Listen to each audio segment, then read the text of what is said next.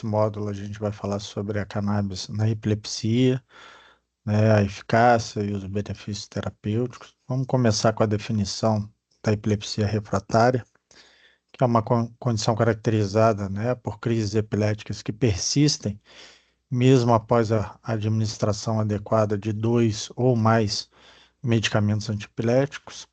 Essas crises, elas continuam a ocorrer, né, de forma frequente, imprevisíveis, né, causando impacto significativo aí na qualidade de vida do paciente. A fisiopatologia, né, um desequilíbrio entre a excitabilidade e a inibição neuronal, onde ocorre uma atividade elétrica excessiva e sincronizada de certos grupos de neurônios, né, geralmente por alterações em neurotransmissores como o glutamato e o GABA, ou disfunções em canais iônicos e interações neuroglia. É uma condição que afeta cerca de 1 em cada 3 pacientes com epilepsia, segundo a Liga Internacional contra a Epilepsia. Então, os sinais e sintomas da epilepsia refratária são as convulsões, né, frequentes e coercíveis, a perda da consciência, tremores, rigidez muscular, alterações sensoriais, olhar fixo, né, confusão mental, perda de memória, comportamentos estranhos e contrações musculares aleatórias. O tratamento, né, embora, né, não tenha uma cura definitiva, existem tratamentos que podem, né, envolver aí o uso de medicamentos antiepiléticos.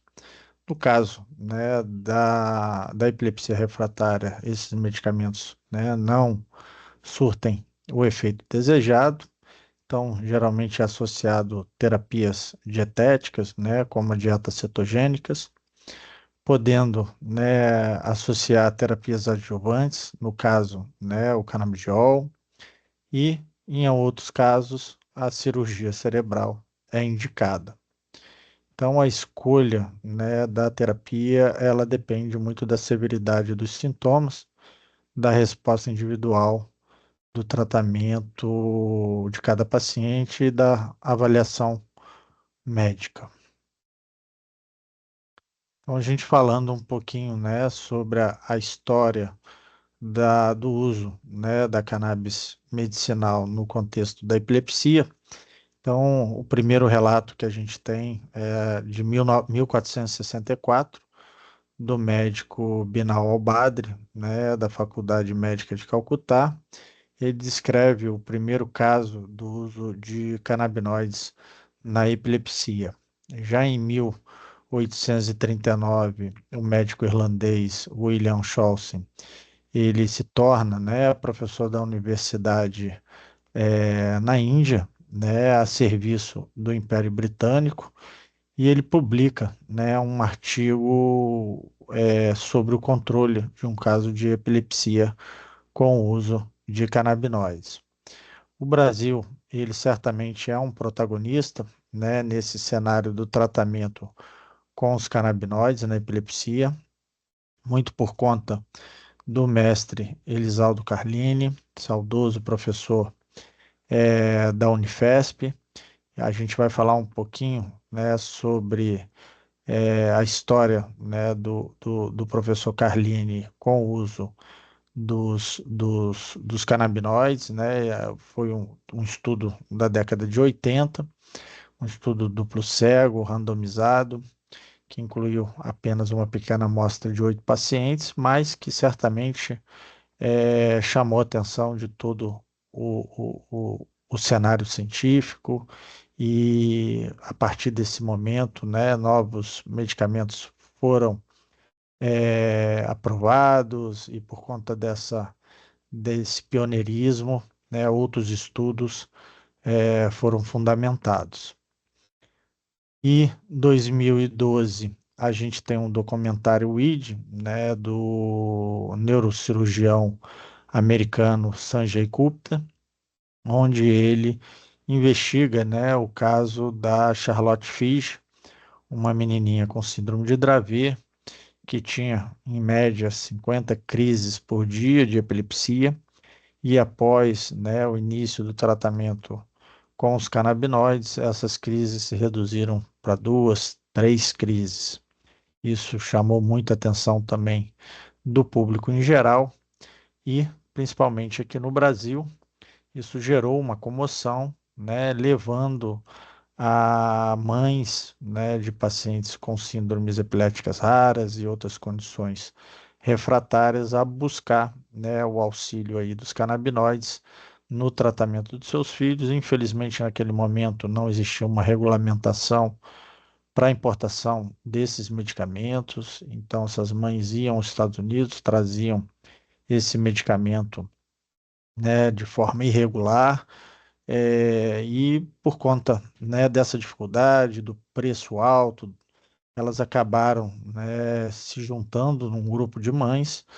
E dentre esses casos, né, a gente pode destacar aí o caso da Anne Fischer, né, que tinha uma síndrome rara, CDL-K5, e que, junto com outras mães, foi bater na porta da Anvisa para que eles pudessem regulamentar a importação desse medicamento, que foi autorizada em 2015.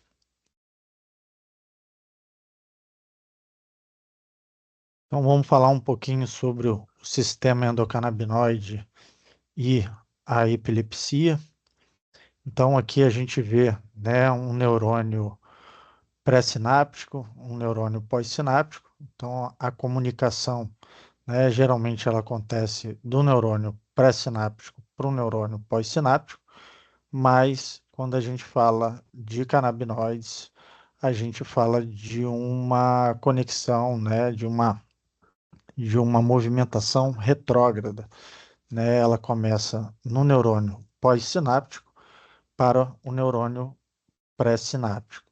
Então, os canabinoides produzidos, né, no pós-sináptico, eles são liberados ali na fenda sináptica, eles vão se ligar, né, em receptores canabinoides CB1 no neurônio pré-sináptico. Assim, eles vão ativar proteínas G1 e 2. Esse movimento ele inibe a adenillatociclase. Com isso, diminui, né, a formação de AMP cíclico e diminui a ativação de proteína quinase no receptor. Com isso, abrem-se canais, né, de sódio, de potássio, ocorre uma hiperpolarização que ocasiona ali o fechamento dos canais de cálcio, né, o bloqueio desses canais. Essa liberação, né, de cálcio é bloqueada e também de neurotransmissores excitatórios e ou inibitórios, né, GABA, glutamato. Eles vão se ligar em receptores no neurônio pós-sináptico. Eles vão ser catabolizados por enzimas de degradação, gerando ácido araquidônico, etalonamida e glicerol.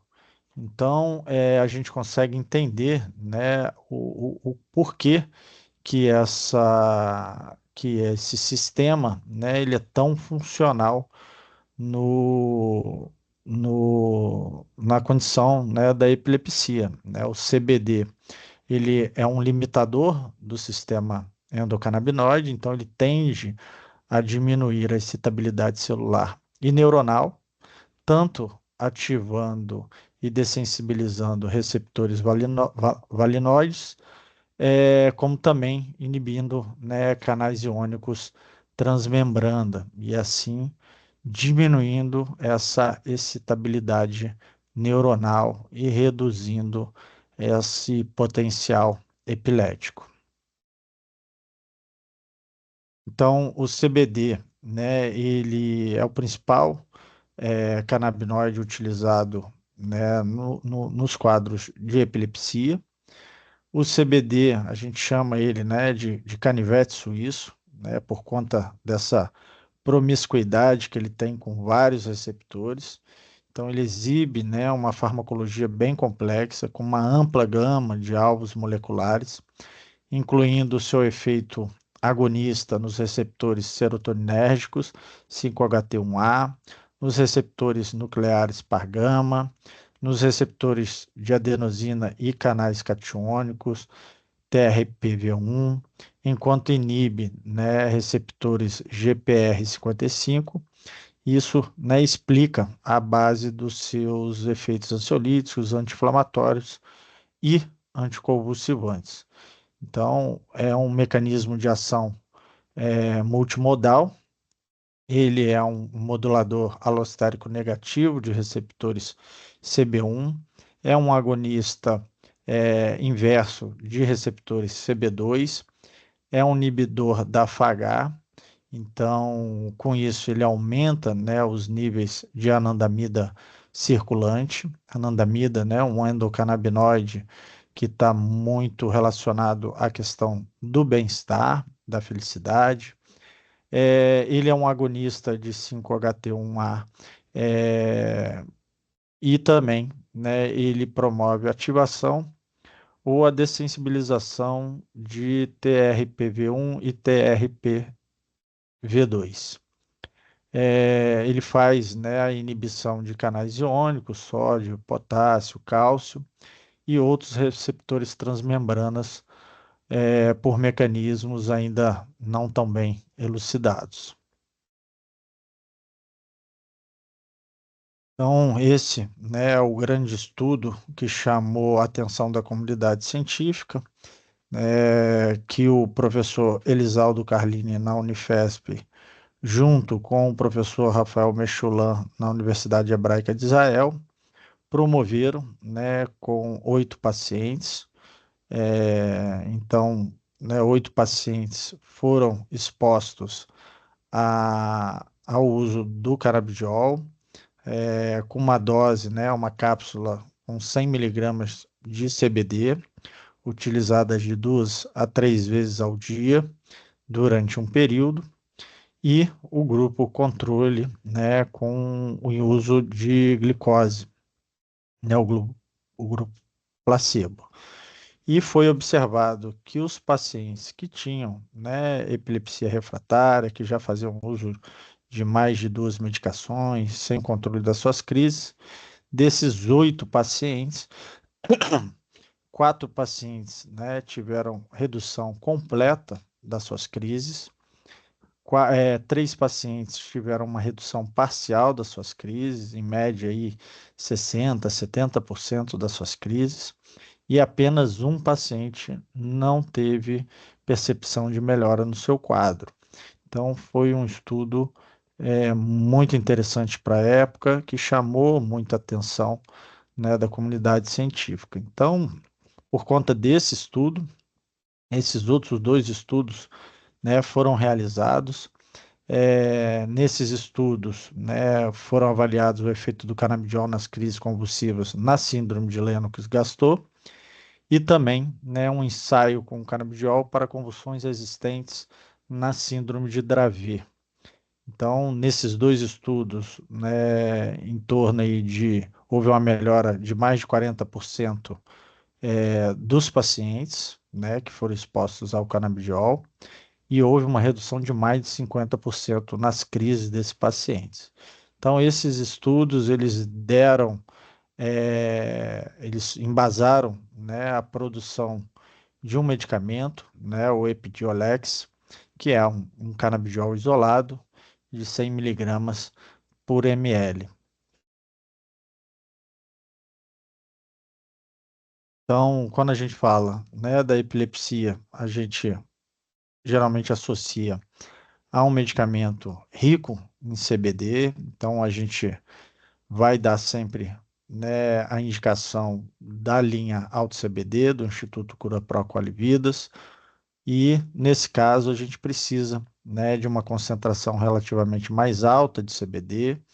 Então, geralmente eu indico iniciar com os óleos 5%, a gente podendo evoluir para 10, 20, até 30%, dependendo da necessidade de cada paciente. Então, a gente tem aqui, né, a concentração em 30, em 10 ml. O óleo 5%, né, ele tem 1.500 miligramas, é um frasco de 30 ml. No frasco de 10 miligramas, de 10%, a gente tem 3.000 miligramas, 20%, 6.000 miligramas, e assim por diante. Então, a indicação é que a gente inicie já com óleo 5%, podendo evoluir dependendo da dose dependente do paciente. Então, a gente mostra aqui um painel de pesquisas, né, na epilepsia. Lembrando que a epilepsia, né, é a única condição clínica que a gente tem, né, descrito em bula, né, para indicação dos canabinoides. Então, tem um nível de evidência fortíssimo. Então, a gente tem 10 revisões sistemáticas com meta-análise, a gente tem 13 estudos randomizados duplos cegos, a gente tem 109 revisões e meta-análise, 54 estudos em animais, 7 pesquisas laboratoriais, 47 outros estudos clínicos. Então, a gente tem um nível de evidência muito forte e é um uso, né, prescrito em bula do remédio. Ao lado, né, eu coloquei um estudo que foi realizado por 13 profissionais do mundo inteiro, onde se juntaram para tentar produzir, né, uma, uma avaliação sobre a dose terapêutica na epilepsia refratária.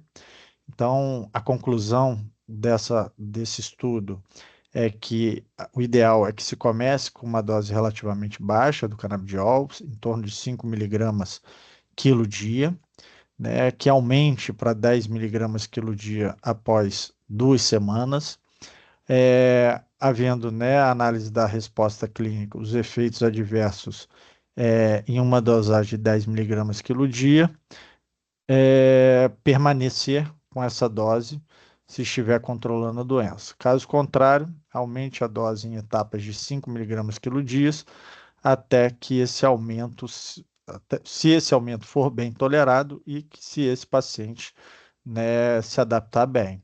E pare em 20, 25 miligramas quilo dia, como uma dose máxima. Na verdade, não existe uma dose máxima, é sempre a questão da sensibilidade da tolerância do paciente, mas isso relativamente é uma dose bem alta e que interrompa a administração do CBD se não alcançar uma resposta terapêutica nessas doses. Então, a gente entende aí que é um tratamento muito seguro quando a gente fala, né, de óleos ricos em CBD, mas que também pode estar envolvido, né, em interações medicamentosas, visto que esses pacientes com epilepsias não controladas fazem uso de anticonvulsivantes, dentre outras medicações. Então, a gente precisa estar sempre vigilante. Então, a posologia, então, assim, os efeitos do CBD, eles são dose dependentes e altamente variáveis de paciente para paciente. Então, a gente precisa, né, estar sempre individualizando esse tratamento. A experiência minha clínica, né, ela sugere que em torno de 50 a 100 miligramas de CBD são capazes de atingir algum nível de resultado terapêutico. Os estudos clínicos, eles sugerem, né, doses aí de 600 a 1.200 miligramas dia. Isso são doses muito altas, dificilmente o paciente vai acessar essas doses. O efeito adverso, né, ele vai vir geralmente aí no bolso desse paciente, mas quando a gente fala de estudos clínicos, né, a gente fala de doses mais altas, né, para não comprometer a avaliação do estudo. Mas eu indico que a gente permaneça, né, em torno aí de 50 até 400 miligramas dia de CBD, é uma dose bem tolerada. Dificilmente o paciente vai ter uma intoxicação, né, com esse medicamento, então foram administrados 20.000 miligramas, né, em teste com os primatas, e não houve toxicidade, mas a orientação é a mesma das outras condições. A gente precisa começar devagar, se manter devagar, mas ir continuando nessa dosificação a fim de encontrar esse platô, né, encontrar essa dose terapêutica para o paciente. Então, artigos de revisão referem a efetividade, né, nas doses aí que variam de 20, 10 a 400 miligramas dias em duas ou três tomadas diárias. Então, quando a gente fala do medicamento, né, do Instituto Cura Procol Vidas, é indicado que a gente comece, né, com 5%, visto que esse é um óleo rico em CBD, mas é um remédio full espectro, então ele tem uma concentração mínima de THC, então não é um óleo isolado. Então é prudente, né, que a gente comece com uma dose relativamente baixa para poder entender a sensibilidade e tolerância desse paciente, né? Existem outros estudos, principalmente nos Estados Unidos, indicando boa tolerância ao uso de óleos, né, artesanais, né, de associações no tratamento da epilepsia. No caso, né, da Charlotte Figi, a planta, né, o extrato que ela utilizou, o Charlotte's Web, é um óleo full espectro, rico em CBD, então, sim, é muito seguro. Então, uma criança utilizou durante muitos anos esse medicamento sem nenhum efeito adverso. Infelizmente, né, ela veio a óbito por conta de uma outra condição, o COVID, mas durante muito tempo, né, ela se beneficiou com esse tratamento.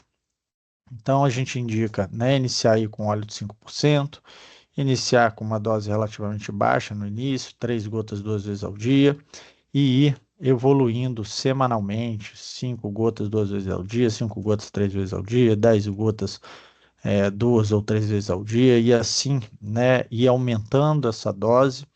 Nem sempre a gente aumenta, a gente dobra a dose, a gente pode aumentar 50%, 25%, isso vai depender muito da tolerância desse paciente, mas o ideal é que a gente atinja esses níveis terapêuticos, né, em média aí 100 miligramas de CBD por dia, para que a gente possa começar a observar esses efeitos, benéficos.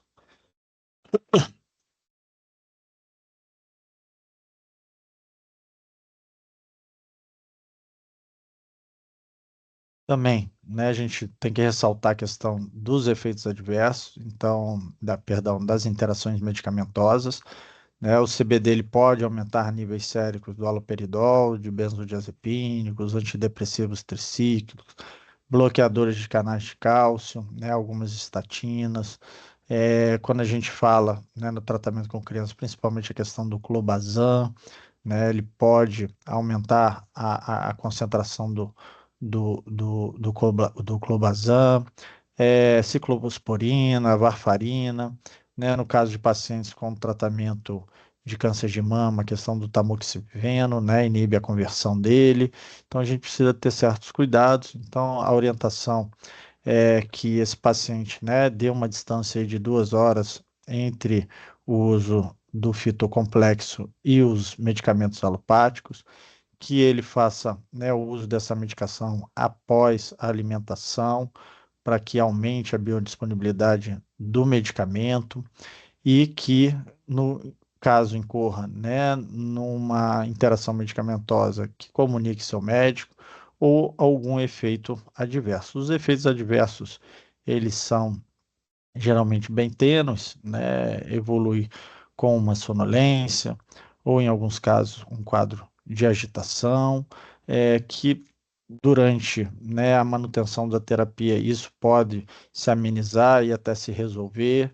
Então, o organismo ele vai se adaptando, mas se isso impactar, né, na qualidade de vida do paciente ou nas atividades diárias, é importante informar o médico para que esse ajuste ele possa, né, ocorrer de forma adequada. Então, nem sempre, né, a maior dose vai obter o melhor resultado. Então, a gente tem a curva em U invertido, ou curva em sino. Então, a gente começa com essa dose baixa, a gente vai evoluindo essa dose até encontrar esse platô onde a gente vai ter um bom benefício sem correr num efeito adverso. Então, a ideia é que a gente vá construindo durante a semana essa dose, até para avaliar a sensibilidade e a tolerância desse paciente. Então, a ideia é que a gente encontre esse benefício, que a gente consiga reduzir essas crises, a amplitude dessas crises, a intensidade dessas crises, ou, né, no melhor cenário, interromper essas crises para que a gente possa dar uma qualidade de vida melhor para esse paciente, porque é uma condição, né, súbita e que leva, né, a riscos eminentes de vida, como queda. Então, a gente precisa lançar mão, né, dessa terapia adjuvante. No caso da epilepsia, já não é mais uma terapia adjuvante quando a gente fala, né, de síndrome de Lennox-Gastaut, de esclerose tuberosa, de síndrome de Dravet, né, isso já está implícito em bula do remédio. Possivelmente a epilepsia refratária, né, diante os últimos estudos, também vai entrar, né, nesse contexto de um medicamento, né, de primeira linha para essas condições. Então, assim, hoje eu acredito que o anticonvulsivante, o melhor anticonvulsivante que a gente tem no mercado é o canabidiol. Eu tenho um filho, né, que teve epilepsia refratária durante muitos anos da sua vida e que hoje, com 15 anos, ele já tem 10 anos, né, sem crises. Ele só faz uso do canabidiol. Então, a gente, estou muito satisfeito com o tratamento. Diminuiu, né, outros efeitos adversos que outros medicamentos que ele fazia uso na época, né, trouxeram. Então, assim, a qualidade de vida dele, da nossa família, tá muito boa. Então, assim, eu acredito muito no potencial terapêutico do canabidiol na epilepsia e espero, né, que outras pessoas possam se beneficiar. Então, o Instituto Curapró Qualividas é um instituto sério, tem uma equipe muito bem atenciosa, uma equipe muito atenciosa e que vai, né, dar todo o recurso e ajudar, né, esse médico prescritor ou essa família que precisa desse medicamento, desse remédio. Queria agradecer a companhia e a gente se vê num próximo modo.